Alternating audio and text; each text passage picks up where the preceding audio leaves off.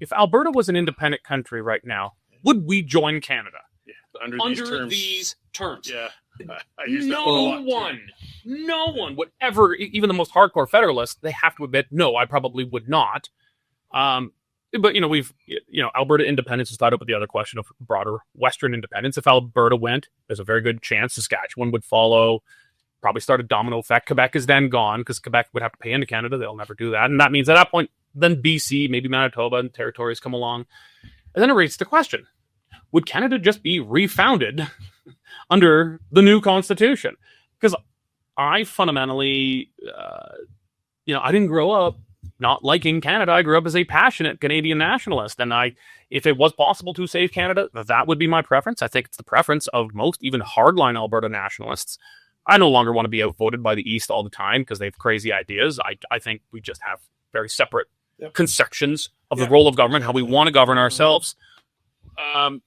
But yeah, so I think that's kind of what Bernier is arguing, not to actually recreate the country again, but that it would create a political circumstance, political facts on the ground that would lead to broader reform of Canada.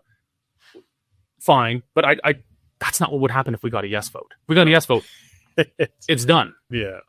Or at least then that's pulled the string on the sweater that made it unravel. And, whatever happens after that, I think if any one province leaves the Federation's done.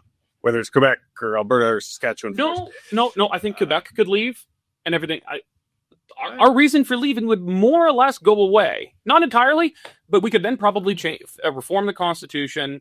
We could probably make Canada work without Quebec. Well, perhaps. I mean, leaving would strengthen Canada. That chunk of the problem with Quebec is, we're going down a rabbit hole, but it is the geographic problem. They have an interest when you free trade, but the country such where the Maritimes are suddenly isolated, and then we got some other issues to deal with. Yeah, but they're not exactly going to be a Danzig corridor. I doubt they're going to arm it. No, to stop us from rolling through. The Newfies are rowing up from the the Newfies coming from East Prussia. Yeah. No, I think it would be in everyone's interest if Quebec left. Quebec needs to trade with Canada. I think we'd probably come to some kind of anything other than pipelines we could probably get through. Yeah.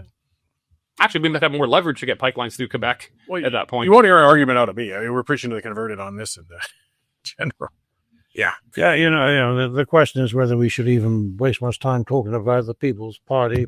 I mean, a lot of people like Bernier. He's charming as all get out, charm the wallpaper off the walls, but nobody's voting for him. What was it, less than 1% in the federal election? Yeah, I mean, they had their high point during COVID. Because there was a very real reason for it.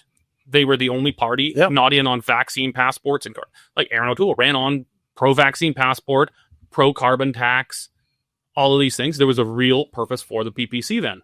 Poilievre largely changed that, but I think the big risk for the Federal Conservative Party now is on immigration, and their language is getting tougher on it.